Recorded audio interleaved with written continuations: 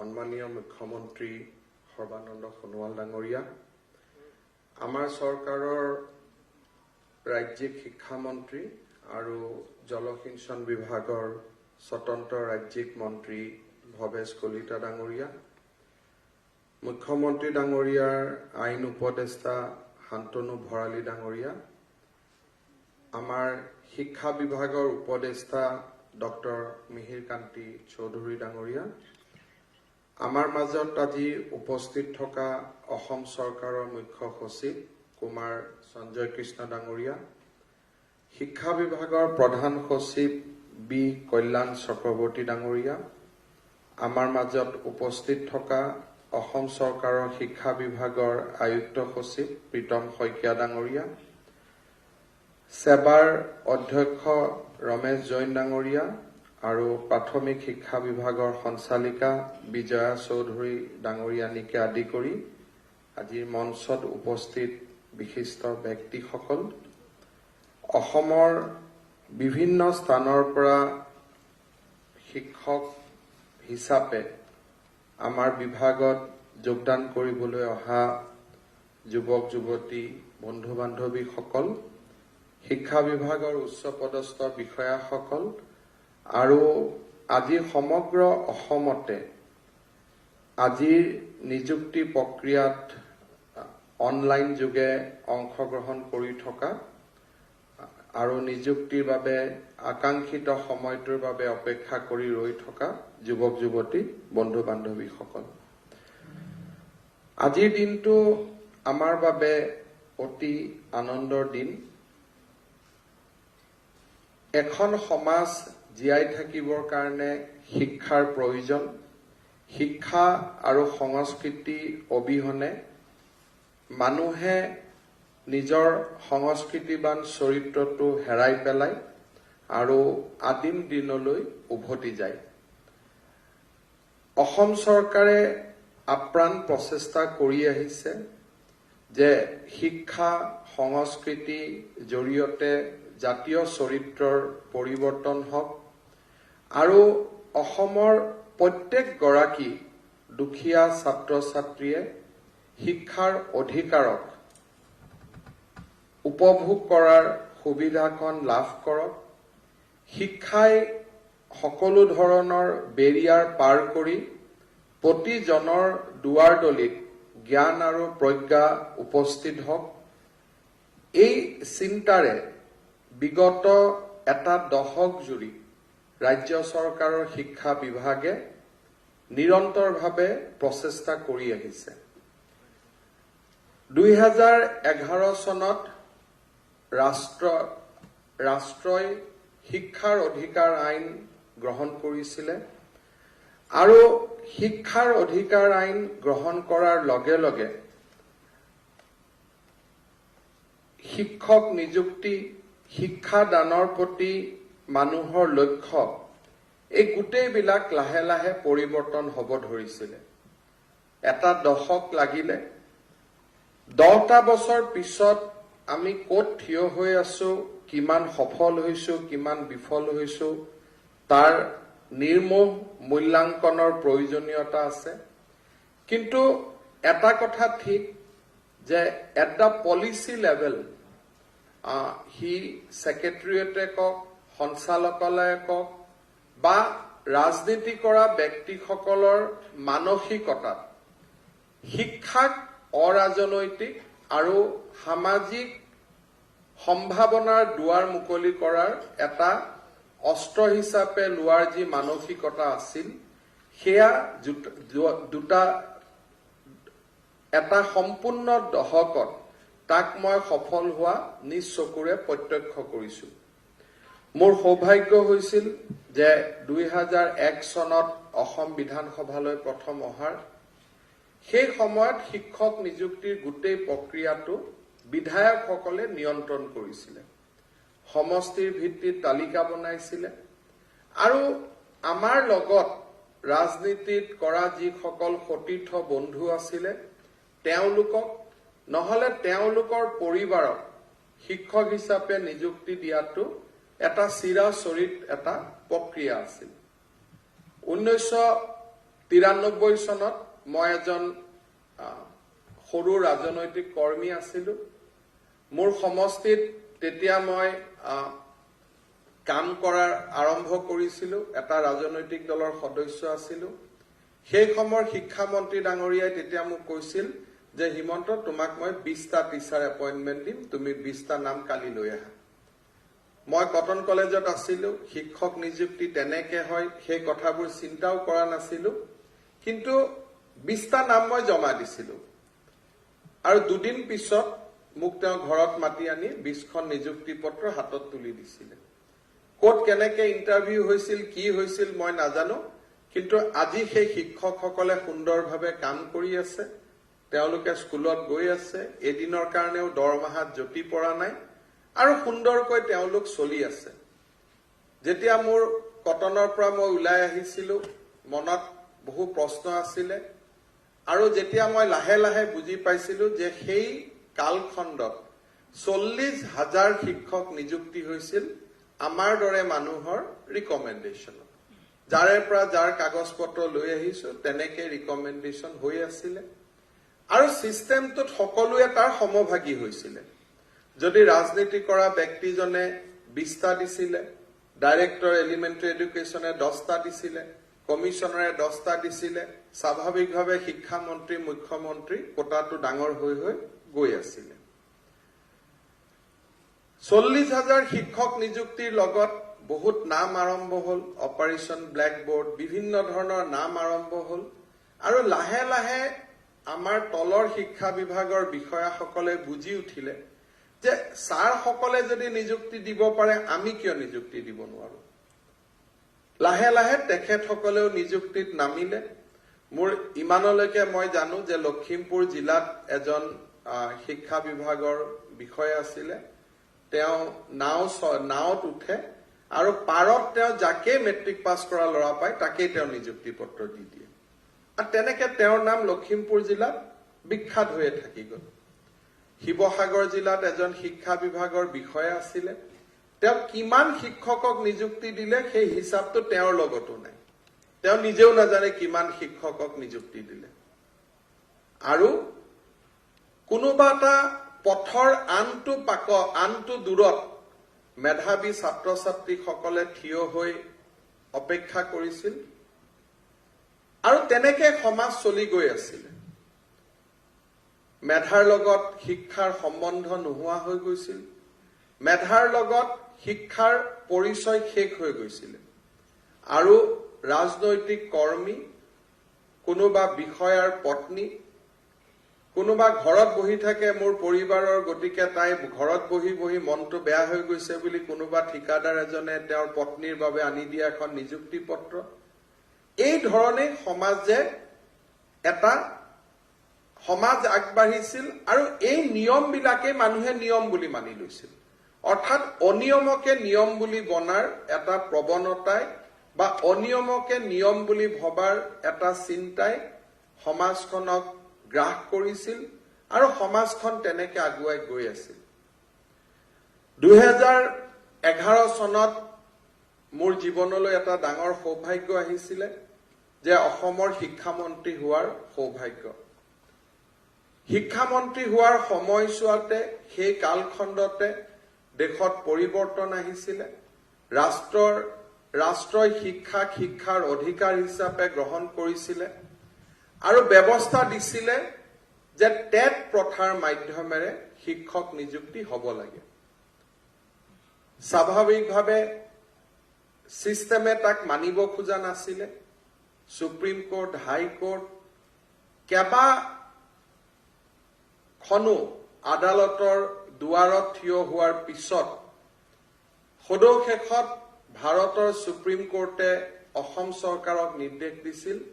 যে টেটৰ ব্যৱস্থা মতে নিযুক্তি হ'ব লাগে। আমি আগবাঢ়িছিলো আৰু এই টেটৰ নিযুক্তি প্ৰক্ৰিয়াৰ মাজেৰে চলোতেই মোৰ ব্যক্তিগত জীৱন, ৰাজনৈতিক জীৱনলৈ পৰিৱৰ্তন আহিছিল। কাৰণ সেই সময়ত মানুহে গ্ৰহণ কৰিব খোজা নাছিল যে এটা সমাজৰ এটা অংশ যোনে নেকি সেই সময়ত ৰাজনীতিক নিয়ন্ত্ৰণ কৰিছিলে, যে তেওঁলোকে নিযুক্তিৰ প্ৰক্ৰিয়াৰ পৰা কেনেকৈ বঞ্চিত হৈ থাকিব। মৌলানা আছাদ মাদানীৰ দৰে ব্যক্তি গুৱাহাটীলৈ দৌৰি আহিছিলে আৰু টেট ব্যৱস্থাৰ বিৰুদ্ধে তেওঁলোকে প্ৰতিবাদ কৰিছিল।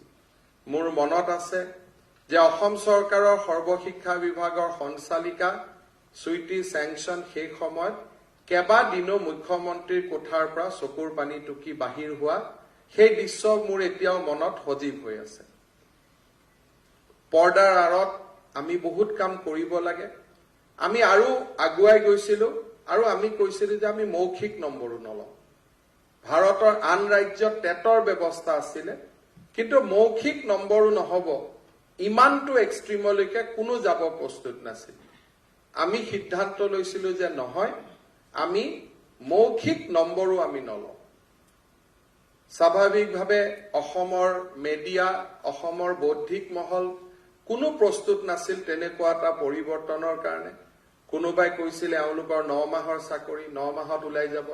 কোনোবাই কৈছিলে যে এইবিলাক সঁচা নহয়। আৰু সকলোকে আমি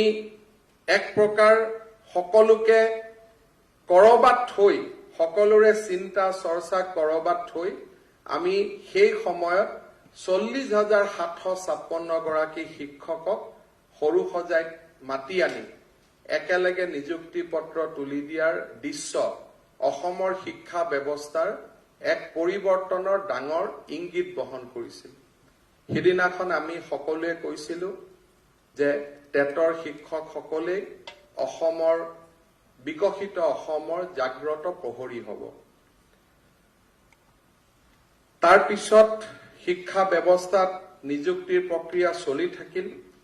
আৰু আজিৰ মুহূৰ্তলৈকে 1,50,426 গৰাকী ব্যক্তিৰ হাতত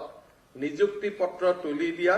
অসমৰ ইতিহাসৰ কিজানি মই এজন শিক্ষামন্ত্ৰী হৈ থাকি গলো যে আজিৰ দিনটো লৈ পেলাই 1,50,426 গৰাকী ব্যক্তিৰ হাতত উচ্চ মাধ্যমিকতে হওক, নিম্ন মাধ্যমিকতে হওক, কলেজতে হওক, প্ৰাদেশিকৰণতে হওক,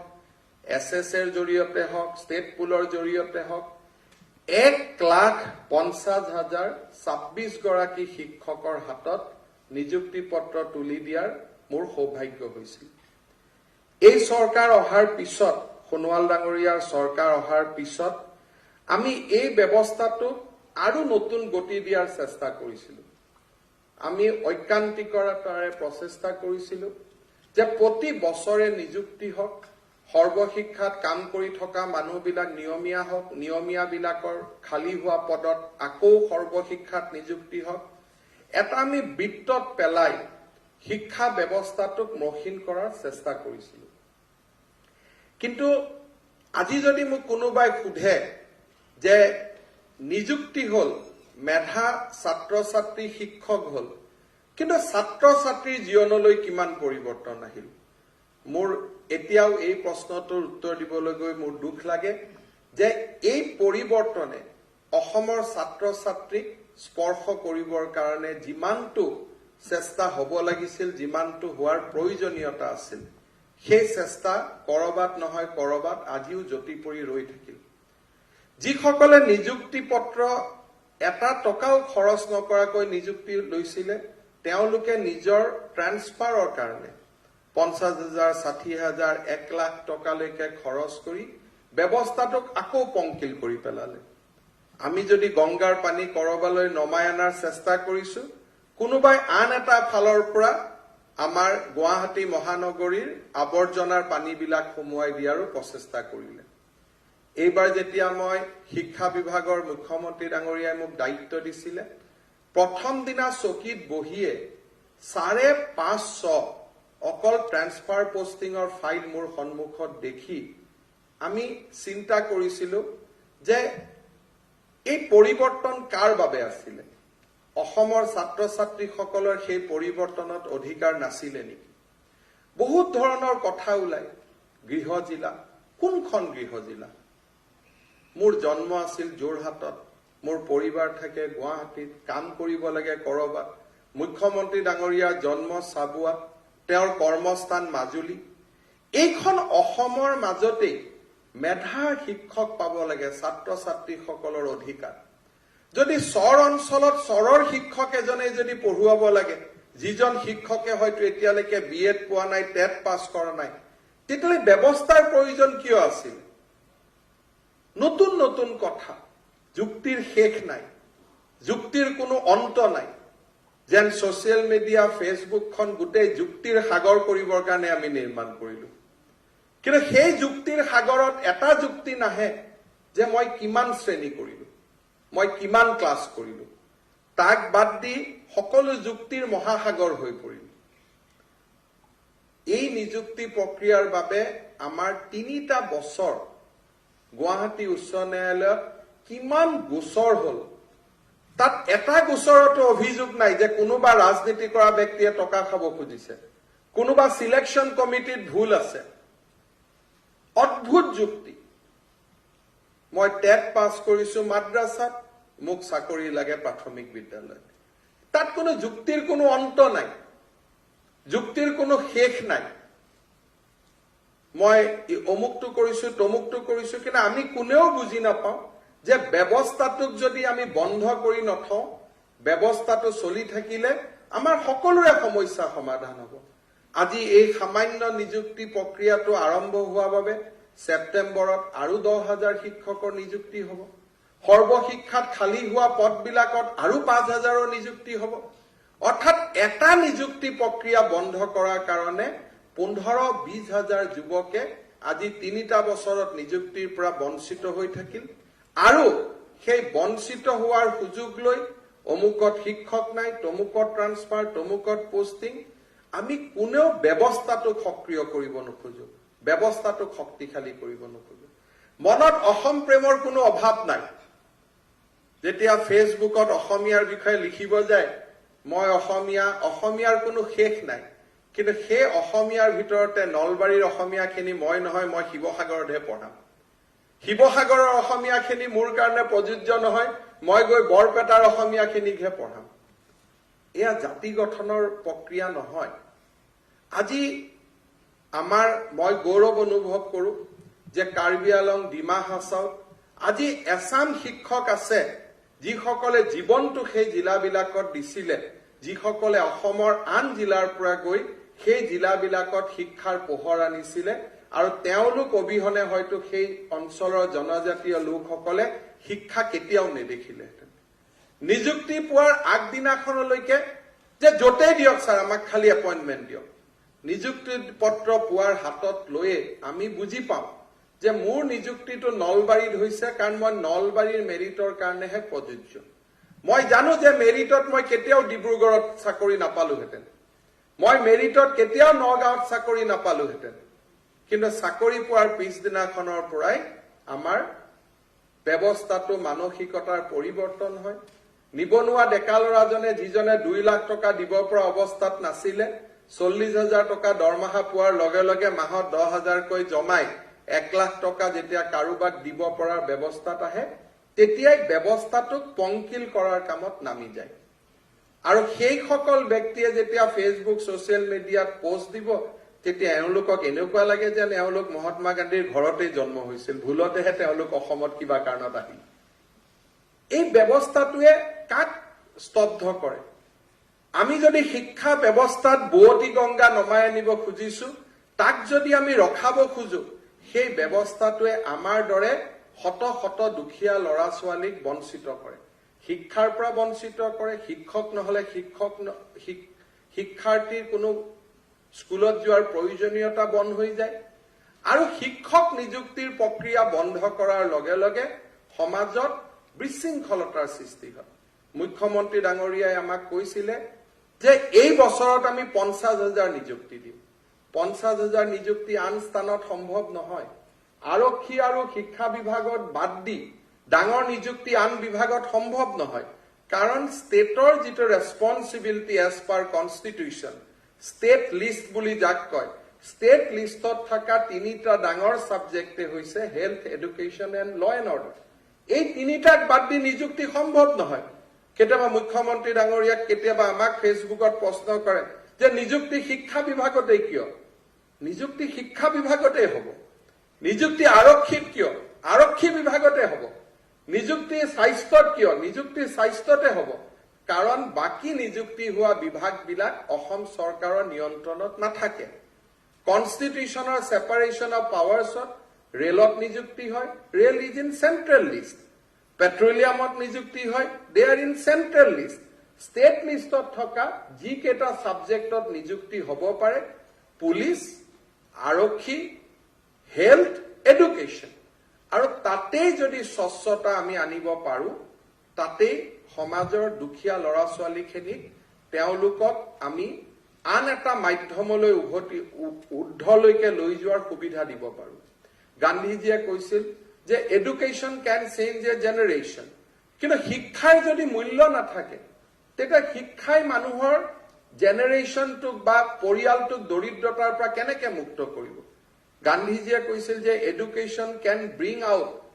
এ family out of poverty circle in just shortest period of time. কিন্তু যদি শিক্ষাৰ মূল্য নাথাকে তেতিয়ালে সেয়াটোতো সম্ভৱ নহয়। আজি মোৰ মনেদি মই বুজি নাপাওঁ যে যিসকলে গংগাৰ পৰা জন্ম হৈছে তেওঁলোকৰ কাৰণে বদলিৰ প্ৰয়োজনীয়তা কিয়। গংগাৰ পুত্ৰ আছিল ভীষ্ম, জীৱনত ভীষ্মই কেতিয়াও কোনো এটাও প্ৰতিজ্ঞা ভংগ নকৰাকৈ নিজৰ জীৱনত তেওঁ তেনেকেই পাৰ কৰি দিছিল অবিবাহিত হৈ। কৌৰৱৰ হওক পাণ্ডৱক হওক হস্তিনাপুৰ ৰক্ষাৰ সংকল্পৰে তেওঁ নিজৰ জীৱন পাৰ কৰিছিল। আজি সেই টেট শিক্ষক আছিল সেই গংগাৰ মানৱ পুত্ৰ, কাৰণ পলিটিচিয়ান এটাত কোনো এটা জাগাত স্পৰ্শ কৰিব পৰা নাছিল। তেওঁলোকে কেনেকে সৰ্বশিক্ষা অভিযানত আহিব পাৰে যে বদলি কৰিব লাগে, কেনেকে ডাইৰেক্টৰেটত আহিব পাৰে বদলি কৰিব লাগে, কেনেকে ৰাজনীতি কৰা মানুহৰ দুৱাৰ দলিয়ে যাব পাৰে যে মোক দিয়ক। আমি যদি ৰাজনীতি কৰা ব্যক্তিৰ পৰা আপোনালোকক দূৰত পঠাব খুজিছো, আপোনালোক কিয় ওচৰ চাপি আহে। মোৰ ঘৰত যেতিয়া টেট শিক্ষক আহে তেতিয়া মই এটাই কথা কওঁ যে মইতো 2011 চনত সপোন দেখিছিলো যে আপোনালোক আৰু আমাৰ কেতিয়াও দেখা দেখি নহয়। এটা ফেচবুকত দিয়া ইলেকশ্যনত ভোট নিদিওঁ। হাৰি যদি ইলেকশ্যনত ভোট দিয়া শিক্ষকে লাগিছিল তেতিয়াহ'লে সোণোৱাল ডাঙৰীয়াৰ সমষ্টিৰ পৰা 100টা, মোৰ সমষ্টিৰ পৰা 100টা, সেই 2011 চন এইটো ভাল আছিলে। মইতো কওঁ নিৰ্বাচনৰ পৰা বহুত দূৰত গুচি যাওঁ, ইলেকশ্যন ৰাজনীতিৰ পৰা দূৰত গৈ কেনেকে অসমৰ দৰিদ্ৰ সমাজখনক, কেনেকে দৰিদ্ৰতাৰ কৰাল গ্ৰাসত থকা সেই ছাত্ৰ ছাত্ৰীসকলক আমি দৰিদ্ৰতাৰ পৰা দূৰ কৰিব পাৰো। বহুতে ৰাজনীতিক ট্ৰিভিলাইজ কৰে যে ইলেকশ্যন উঠিবৰ কাৰণে তেওঁলোকে ৰাজনীতি কৰে। ইলেকশ্যন জিকাৰ কাৰণে আটাইতকৈ ভাল উপায় আছিল যে এই 1.5 লাখ শিক্ষকৰ 15,000 যদি মই জালুকবাৰী সমষ্টিত দিব পাৰিলোহেঁতেন, কোনোবাই যেনেকে আগতে বিভিন্ন সমষ্টিত দি গৈছিলে, তেতিয়া জীৱনত মোৰ ৰাজনীতি কৰাৰ অসুবিধা নহলহেঁতেন। মানুহে ৰাজনীতি কৰে সমাজ পৰিৱৰ্তনৰ কাৰণে, মানুহে চাকৰি কৰে সমাজ পৰিৱৰ্তনৰ কাৰণে। আজি যদি আমি ভাবো যে সোণোৱাল ডাঙৰীয়া ৰাজনীতিত আহিছে কেৱল MLA মুখ্যমন্ত্ৰী হবৰ কাৰণে, আমি ৰাজনীতিত আহিছো কিবা এটা পদবীৰ কাৰণে, সেয়া মই ভাবো সেই পৰিভাষা শুদ্ধ নহয়। মই বিনম্ৰতাৰে সৈতে আপোনালোকক অনুৰোধ কৰিম যে আমি গংগাৰ মানৱ পুত্ৰ হৈ জীয়াই থাকিব লাগে। পংকিলতাক আমি বিশ্বাস কৰিব নালাগে, পংকিলতাক আমি আনিব চেষ্টা কৰিব নালাগে। আজি ইয়াত নিযুক্তি পত্ৰ লোৱা সকলোৱে জানে যে মোৰ যদি ধুবুৰীত নিযুক্তি হৈছে সেয়া মোৰ কৰ্মৰ কাৰণে নিযুক্তি হৈছে। মই ইমানেই টেটত নম্বৰ পাইছিলো, মই ইমানেই মেট্ৰিকত নম্বৰ পাইছিলো, মই ইমানেই হায়াৰ ছেকেণ্ডেৰীত নম্বৰ পাইছিলো যে মই ধুবুৰীতেই কাম কৰাৰ কাৰণে মোৰ যোগ্যতা আছিলে। কোনোবাই যদি ডিব্ৰুগড়ত নিযুক্তি পাইছে, গুৱাহাটীত নিযুক্তি পাইছে, তেওঁলোকে নিজে জানে যে মই জীৱনৰ যিখিনি কৰ্ম, যিখিনি মই মেট্ৰিকৰ সময়ত কষ্ট কৰিছিলো, হায়াৰ ছেকেণ্ডেৰীত কষ্ট কৰিছিলো, ডিগ্ৰীত কষ্ট কৰিছিলো, টেটৰ পৰীক্ষাত কষ্ট কৰিছিলো, এইখিনিয়ে মোক ডিব্ৰুগড়ৰ বাবে উপযুক্ত কৰি তুলিছে। আৰু সেইখনকে কৰ্মস্থান, সেইখনকে জীৱনৰ লক্ষ্য হিচাপে লৈ তাত থকা ছাত্ৰ ছাত্ৰীসকলৰ জীৱন কিমান মই পৰিৱৰ্তন কৰিব পাৰো, সেয়া হৈছে মোৰ জীৱনৰ লক্ষ্য। মই এদিন ৰাতি লখিমপুৰৰ বগীবিলৰ তলত এখন মিচিং গাঁৱত আছিলো। ৰাতিপুৱা স্কুলখনলৈ গৈছিলো, স্কুলত সিদিনাখন স্কুলটোল পৰিষ্কাৰ হৈ আছে মই ছাত্ৰ ছাত্ৰীসকলক বাৰে বাৰে সুধি আছো তোমালোকৰ শিক্ষক শিক্ষয়িত্ৰী কোন তিনিজনৰ নাম কয় মই ইয়াতো দুজন আছে তিনিজনৰ নাম কিয় কয় বহুত অনুসন্ধান কৰি মই গম পালো যে এগৰাকী শিক্ষয়িত্ৰী আন এগৰাকী শিক্ষকক দৰমহাৰ ৫,০০০ টকা দি তাত নিযুক্তি কৰি থৈ দিছে তেওঁ প্ৰক্সিত কাম কৰিব দেখি মই সিদিনাখনে সেইগৰাকী শিক্ষকক মাতি আনি যি একশ্যন ল'বলগীয়া আছিল মই ল'ব পাৰিলোহেঁতেন কিন্তু মই মাত্ৰ এটাই চিন্তা কৰি উভতি আহিছিলো যে এই মানসিকতাৰে আমি কোনখন অসমীয়াৰ আমি উন্নতি কৰিম কোনখন অসমৰ উন্নতি কৰিম ফেচবুক ছচিয়েল মিডিয়া দি অসমৰ জীৱনৰ উন্নতি হ'ব নে আমি আমাৰ কাম আৰু কৰ্মৰে আমি জীৱন অসমীয়া জাতিটোক উন্নতিৰ পথত লৈ যাব পাৰিম অমুকে অসম নষ্ট কৰি দিলে তমুকে তমুক কৰি দিলে কিন্তু যেতিয়া নিজৰ গাত আমি চিকুটো তেতিয়া আমি কেতিয়াও অন্তৰ্মুখী নহওঁ আনজনে কি কৰিছে চাই থাকিম কিন্তু নিজৰ অন্তৰৰ ভিতৰত সোমাই যে মই জাতিটোক কি উভতাই দিলো মই মোৰ পিতৃ মাতৃক কি উভতাই দিলো মই মোৰ সমাজক কি উভতাই দিলো সেইখিনি চিন্তা কৰাৰ সাহস হয়তো আমাৰ বহুতৰে নাই মই আমাৰ শিক্ষা বিভাগৰ বিষয়া কৰ্মচাৰী সকলোকো কওঁ যে যিটো মুহূৰ্ততে মই শিক্ষা বিভাগত নাথাকো সেইটো মুহূৰ্ততে কিয় ট্ৰেন্সফাৰ পোষ্টিং আৰম্ভ হয় সেইটো মুহূৰ্ততে কিয় নিযুক্তিৰ প্ৰক্ৰিয়া থমকি যায় কালি পৰহিটো আমি আঁতৰিব লাগিব আমি ব্যৱস্থাটো কিয় ব্যৱস্থালৈ ৰূপান্তৰ কৰিব নোৱাৰো আজি মই হাতত এখন লিষ্ট লৈ আহিছিলো যদি আপুনি চাই 2011-12 নিযুক্তি 12-13 নিযুক্তি 13-14 নিযুক্তি 14-15 নিযুক্তি 15-16 16-17 নিযুক্তি নাই তাৰমানে ব্যৱস্থাটোৱে এতিয়াও ইনষ্টিটিউচনেলাইজ হ'ব পৰা নাই ব্যক্তিৰ ওপৰত চলি আছে ব্যক্তিৰ ওপৰত চলিলে সমাজৰ পৰিৱৰ্তন হ'ব নোৱাৰে সেই ব্যক্তিজনে নিজক ভাবিব পাৰে যে মই নহলে সমাজ নচলে মই নহলে এপইন্টমেন্ট নহয় সেইটো ব্যক্তিগত অনুভূতি কিন্তু যেতিয়ালৈকে ব্যৱস্থাটো যদি নিয়ন্ত্ৰণত নাহে ব্যৱস্থাই যদি কাম কৰিব নিশিকে তেতিয়াহলে তাতটো আৰম্ভ হ'ব নোৱাৰে যেতিয়া শিক্ষক নিযুক্তিৰ কাম আৰম্ভ হয় বিত্ত বিভাগক দেখুৱাম ধুবুৰীত ডিব্ৰুগড়ত খালী পোষ্ট আছে নিযুক্তি কৰাৰ সময়ত চিন্তা কৰিম যে এতিয়াতো ডিব্ৰুগড়ত খালী পোষ্ট নাই গোটেইবোৰ ট্ৰান্সফাৰ কৰি আনি দিলো আকৌ ফাইলটো নতুনকৈ পঠাও নতুন অনুমোদন লাগে এনেকে চলি থাকোতে থাকোতে থাকোতে থাকোতে একোটা জীৱন 40 বছৰ পাৰ হৈ যায় 41 বছৰ বহিব 38 গৈ 39 হয় তাৰ পিছত আকৌ তেওঁ আৰম্ভ কৰিব যে মইতো অমুক তাৰিখে মোৰ বয়স 38 আছিল আজি মোৰ 39 হৈ গ'ল এতিয়া 1 বছৰ এক্সটেনশন কৰ আকৌ তাৰ প্ৰক্ৰিয়া আৰম্ভ হ'ল এই ধৰণে বিশৃংখলতাৰ মাজত সোমাই যোৱাৰ আমাৰ এটা প্ৰৱণতা আছে মই আমাৰ শিক্ষা বিভাগক এটাই কথা কৈছো যে মুখ্যমন্ত্ৰী ডাঙৰীয়াই কৈছিল যে 55,000 নিযুক্তি হ'ব লাগে আমি প্ৰচেষ্টা কৰিছো যে আমাৰ দায়িত্বত থকা নিযুক্তিখিনি আমি সম্পূৰ্ণ কৰিব লাগে সেপ্টেম্বৰ মাহৰ প্ৰথম সপ্তাহত আমি আকৌ শিক্ষক নিযুক্তিৰ বিজ্ঞাপন দিম আপোনালোকে চিন্তা কৰক ইয়াত আপোনালোকৰ মাজতো দুই এজন কেছ কৰা ল'ৰা ছোৱালী আছে ইয়াত নাই অনলাইনত ৰখি আছে কিন্তু আমি কাক বন্ধ কৰি থৈছিলো আজি যেই মুহূৰ্ততে আমি খুলিম 7-8,000 10,000 সেপ্টেম্বৰত আমি নিযুক্তি দিব পাৰিম আপোনালোকৰ 3,000 আজি সৰ্বশিক্ষাৰ পৰা ওলাই আহিব সেই 3,000ত আকৌ সৰ্বশিক্ষাত আমি নিযুক্তি দিব পাৰিম অৰ্থাৎ ব্যৱস্থাটোক যদি আমি চলিব দিও ইলেকশ্যনৰ আগতেই যেহেতু ইলেকশ্যন শব্দটো সকলোৱে ব্যৱহাৰ কৰে মাত্ৰ মাৰ্চ আৰু এপ্ৰিল মাহৰ আগতে আমি আৰু 10ৰ পৰা 20,000 জন ব্যক্তিৰ জীৱনলৈ আমি একোটা সম্ভাৱনাৰ জীৱন এটা আমি নমাই আনিব পাৰিম কিন্তু তাৰ সেইটোকে যদি নকৰি আমি অহা বছৰটোলৈকে ওলাই যাওঁ আজি 38 বছৰ হৈ থকা ল'ৰা ছোৱালীখিনি 39 বছৰত ভৰি দিলে তেওঁলোকে আৰু আবেদন কৰিব নোৱাৰা হ'ব ইয়াত সকলোৰ কাৰণে আছে খালি আমি এটা বস্তুৱে চিন্তা কৰিব নোৱাৰো যে অকনমান আনজন যদি আগত গৈছে আনজনক টানি ৰখাৰ যিটো প্ৰৱণতা সেই প্ৰৱণতাই গোটেই সিস্টেমটোকে বিশৃংখল কৰি দিয়ে আৰু বিশৃংখলতা সিস্টেমৰ পৰা চৰকাৰী নিয়ন্ত্ৰণত বিশেষকৈ চৰকাৰৰ নথিপত্ৰৰ পৰা ওলাই আহিবৰ কাৰণে হিউমেন এফৰ্ট দি নহয় তাক সুপাৰ হিউমেন এফৰ্টৰ প্ৰয়োজনীয়তা হৈ পৰে আৰু সেইকাৰণে মোৰ আজিও মনত আছে যে সুদীৰ্ঘ 10 বছৰ অসমত শিক্ষক নিযুক্তি হোৱা নাছিল 90 চনৰ পৰা 2011 লৈকে আৰু যোৱা 18 চনৰ পৰা মুখ্যমন্ত্ৰী ডাঙৰীয়া আমাৰ সকলোৰে আপ্ৰাণ চেষ্টা থকাৰ পিছতো আমি মোৰ মনত আছে যে 2018 চনত আমি খুব সম্ভৱ প্ৰথম আমি 16-17ত আহি আমি 12,000 ছাত্ৰ ছাত্ৰীক আমি নিযুক্তি দিছিলো 17-18তো আমি 911 গৰাকীক নিযুক্তি দিছিলো আৰু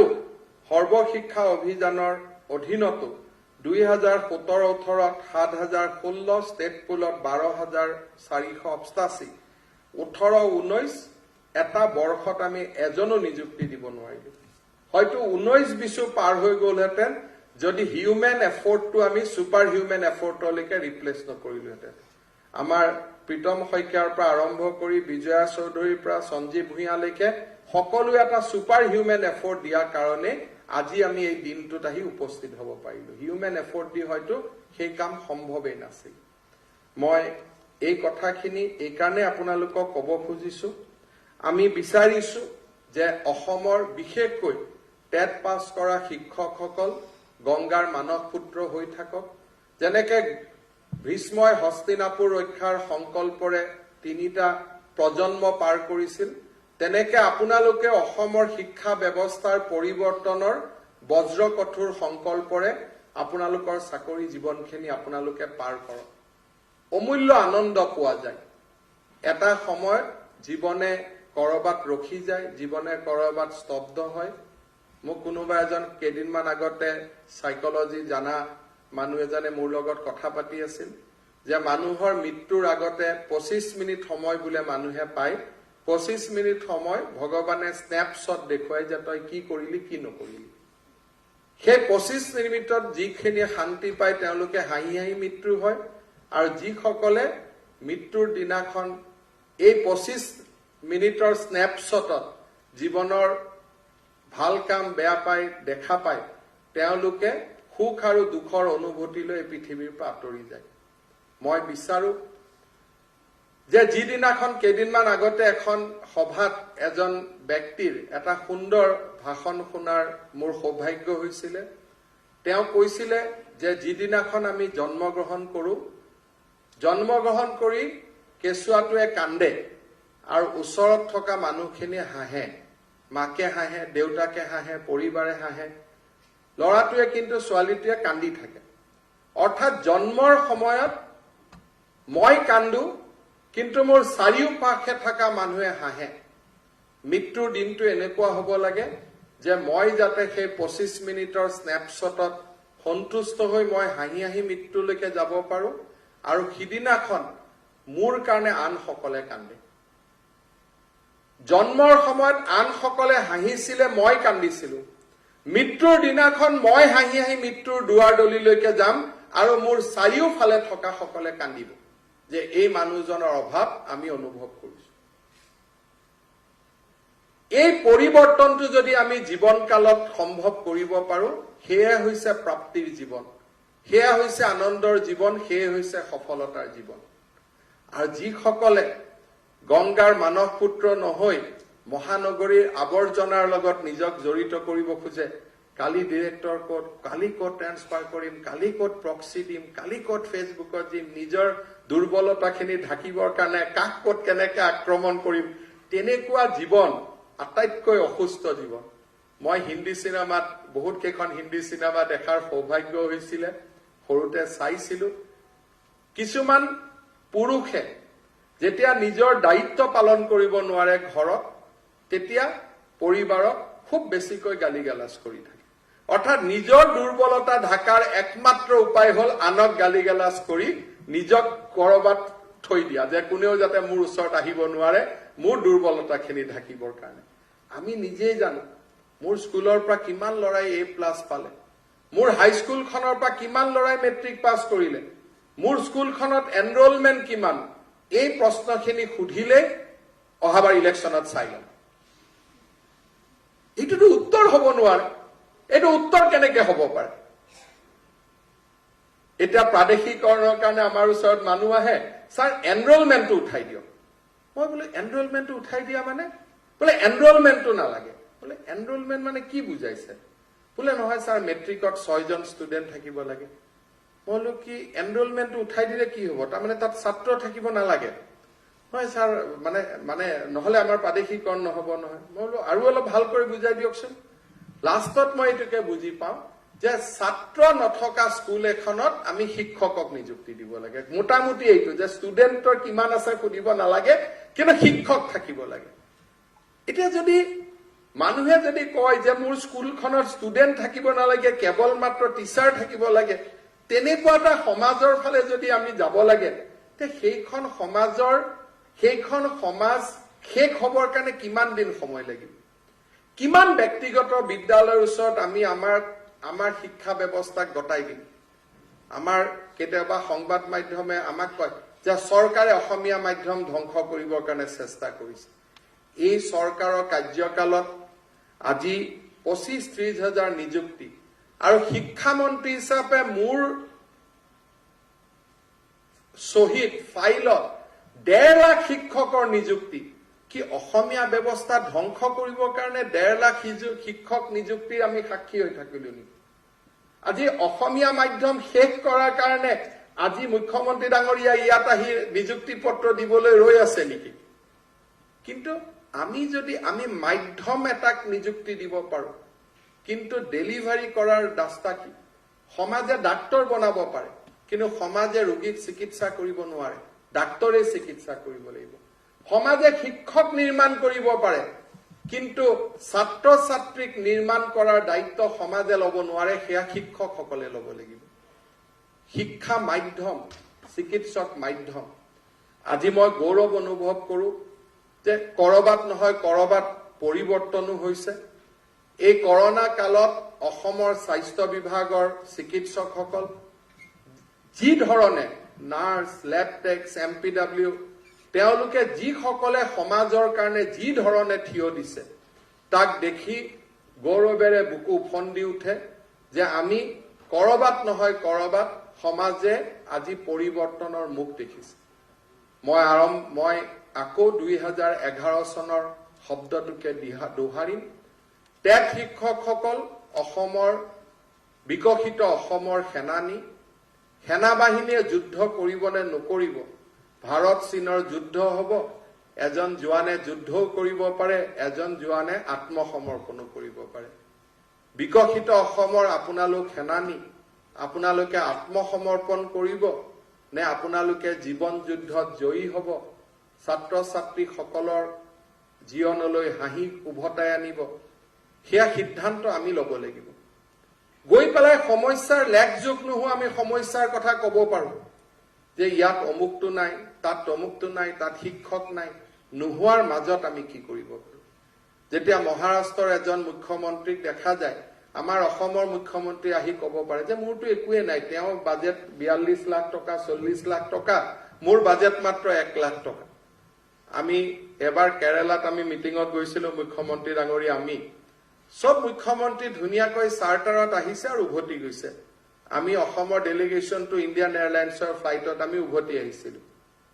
তেতিয়া আমি ক'ব পাৰো ইমান ডাঙৰ ডাঙৰ মুখ্যমন্ত্ৰীসকল জেটত আহিছে জেটত গুচি গৈছে অসমতো একোৱে নাই সেইবুলি আমি বহি থাকিম নেকি আমি অসমখনক সেই পৰ্যায়লৈকে নিৰ্মাণ কৰিব লাগিব আজি আমাৰ নাই নোহোৱাখিনি শুদ্ধ কৰাৰ কাৰণে ভগৱানে আমাক পঠাইছে সেইখিনিক পৰিৱৰ্তন কৰাৰে দায়িত্ব আমাৰ মই আপোনালোকৰ জীৱনৰ এটা নতুন দিনত আপোনালোকক শুভেচ্ছা জনাইছো আশা কৰিছো যে আমি আমাৰ দায়িত্ব পালন কৰিম অসমৰ যোৱা 10 বছৰৰ সফলতা আছিলে যে শিক্ষা আৰু ৰাজনীতিক মাজত এখন ডাঙৰ ৱাল আমি নিৰ্মাণ কৰিছিলো সেই ৱালখন ৰাজনীতি কৰা ব্যক্তিসকলে ভাঙিব চেষ্টা নকৰে তেওঁলোকৰ ওচৰত মেছেজ আছে তেওঁলোকে জানে যে আপোনালোকে ইয়াত নুসুমাব আৰু কোনো নিয়মত নহয় অসমৰ ৰাজনীতি কৰা সকলো দলৰ সকলো ব্যক্তিক আমি এটা কথাত নম্বৰ দিব লাগিব যে 2012 চনত বিধানসভাত সকলোৱে সংকল্প লৈছিল যে আমি এডুকেশ্যনত নুসুমাম তেওঁলোকে তেওঁলোকৰ কথা ৰাখিছিলে আজি এই নিযুক্তি প্ৰক্ৰিয়াত এজন মানুহেও স্থানীয় বিধায়কক লগ পাবলগীয়া হোৱা নাই। বিজেপি, এজিপি, কংগ্ৰেছ, মই সকলোকে কম যে অসমৰ ৰাজনীতি কৰা ব্যৱস্থাটোৱে শিক্ষাৰ পৰা নিজক আজি বহুত যোজন দূৰত আঁতৰাই ৰাখিছে। মুখ্যমন্ত্ৰী ডাঙৰীয়া কেইবাখনো বিশ্ববিদ্যালয়ৰ উপাচাৰ্য আচাৰ্য আছিল। প্ৰথম যেতিয়া কেবিনেটত আমি কথা পাতিছিলো,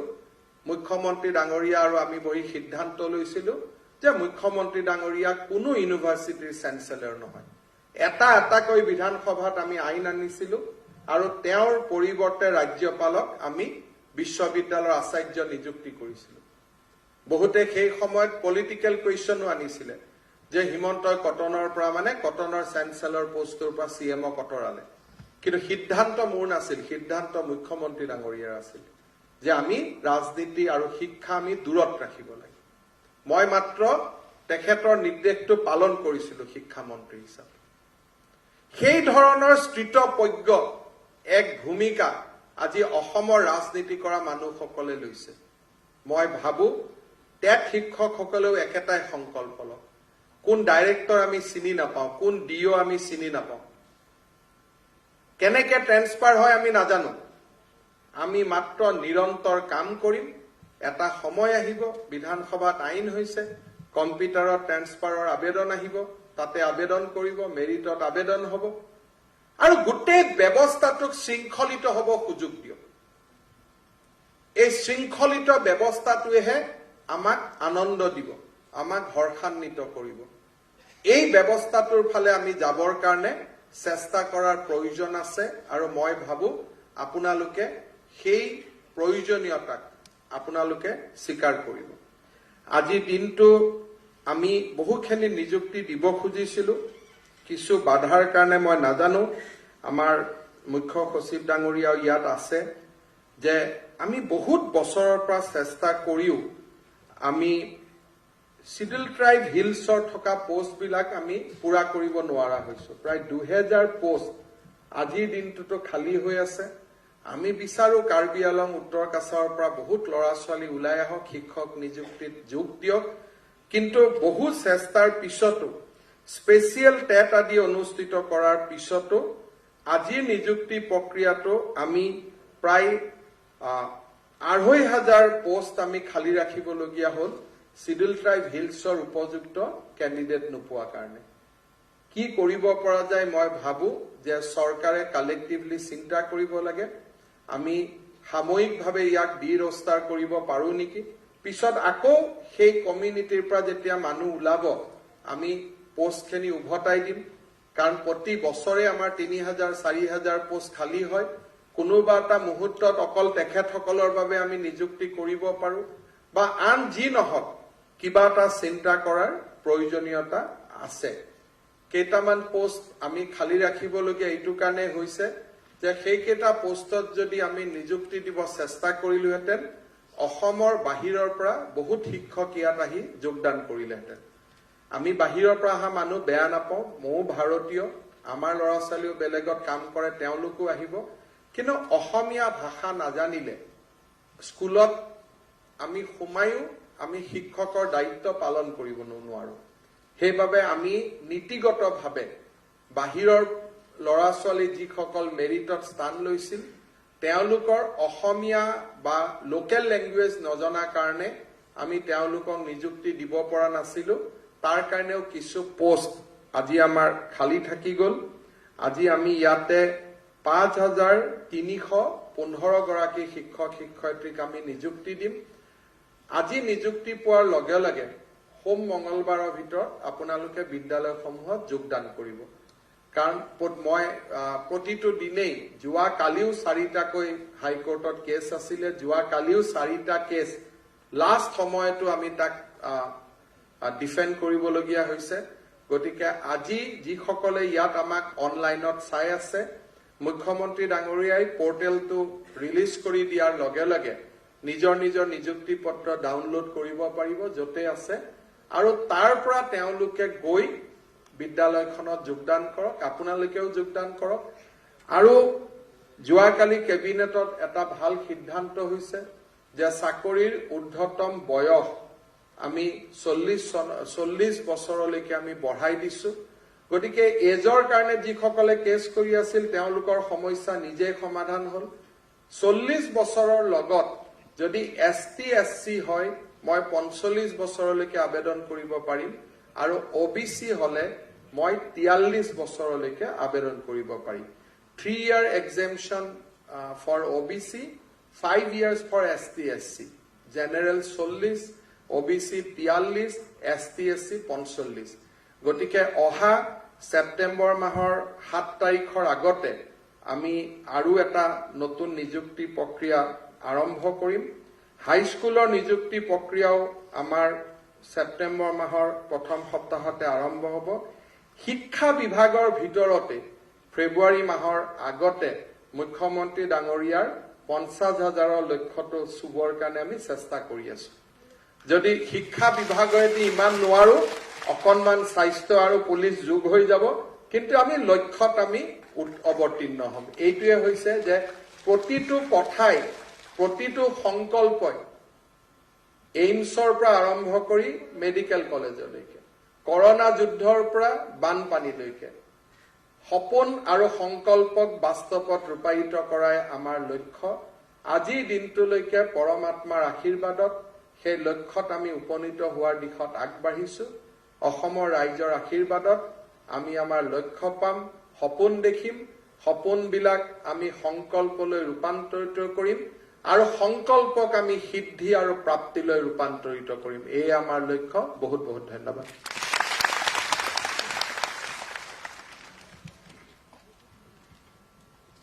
মাননীয় শিক্ষামন্ত্ৰী ডক্টৰ হিমন্ত বিশ্ব শৰ্মা মহোদয়ক ধন্যবাদ জ্ঞাপন কৰিছো এবাৰ আমি আগবাঢ়িছো আমি অপেক্ষা